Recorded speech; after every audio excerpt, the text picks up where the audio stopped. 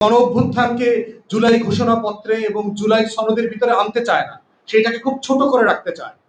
এবং এইটা করার মধ্য দিয়ে যে জাতীয়তাবাদী রাজনীতিটা নষ্ট হয়ে যাচ্ছে, যেটা তো আলটিমেটলি বিএনপি লিড করতেছে, যেটা আমরা বারবার বলছি যে আপনাকে এটা কারেকশন করতে হবে, কারণ এদের শহীদ প্রেসিডেন্ট জিয়াউর রহমানের যে রাজনীতি সেটা ক্ষতিগ্রস্ত হচ্ছে, এবং এটা ক্ষতিগ্রস্ত হলে আমরা কালেকটিভলি সবাই ক্ষতিগ্রস্ত হব।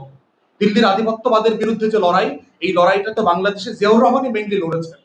অতএব তার দলও তার রাজনীতিটাকে আউট করতে চায় না, সে ঘুরায় ফিরায় খালি তার কেবলা বদলায় চুপ্পুর বাড়ি চলে যেতে চায়, খালি ৭২-এর বইতে চলে যেতে চায়, তারে ১০৬-এর যে মানে এনভেলপ এই খামের ভিতর তাকে ঢুকাই দিচ্ছে। অতএব এই রাজনীতিটা হচ্ছে ন্যারেটিভের পলিটিক্সে সে বারবার হেরে যাচ্ছে, এবং এগুলোর মধ্য দিয়ে হচ্ছে বারবার এই আওয়ামী সোকল্ড আওয়ামী বাম এই দিল্লির আধিপত্যবাদী যে ন্যারেটিভ এটা স্পেস করে নেয়। এখন এটা বলার মানে কি আমরা বলছি যে বাংলাদেশের সেকুলার লিবারাল ফোর্স থাকবে না? অবশ্যই থাকবে, নিশ্চিত থাকতে হবে। যে আমার রাজনীতির সাথে একমত অবশ্যই সমস্যা নেই, কিন্তু আমার দিল্লির আধিপত্যবাদের যে ন্যারেটিভ, এই ন্যারেটিভটা ভেঙে নতুন বাংলাদেশ পন্থী ন্যারেটিভ, আমার মাটির সাথে আমার ৮০০ বছরের লড়াইকে কানেক্ট করতে হবে। আমি ৭১ সালে ঠুস করে পইরা আমরা রাষ্ট্র হই নাই, আমার শত শত বছরের লড়াই আছে।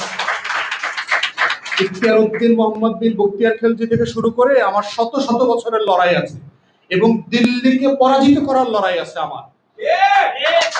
তাহলে যেই মাটি দিল্লিকে পরাজিত করছে, দিল্লির শাসকদেরকে বাধ্য করছে সন্ধি চুক্তি করতে, এবং আমার এই দিনাজপুরের এলাকাতে এইখানে ফোর্টের যুদ্ধে সে পরাজিত হয়েছে দিল্লির এম্পায়ার।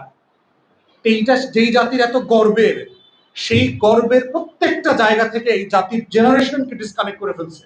হিস্ট্রির ভিতরে কিচ্ছু নাই যে ইতিহাস পড়লে একটা মাটি সন্তানরা বুক ফুলায় বলতে পারে yes I M A son of Bengal, আমি একজন বাংলার সন্তান, এই কথাটা বলতে পারে। এই গর্বের কোনো ইতিহাস নাই।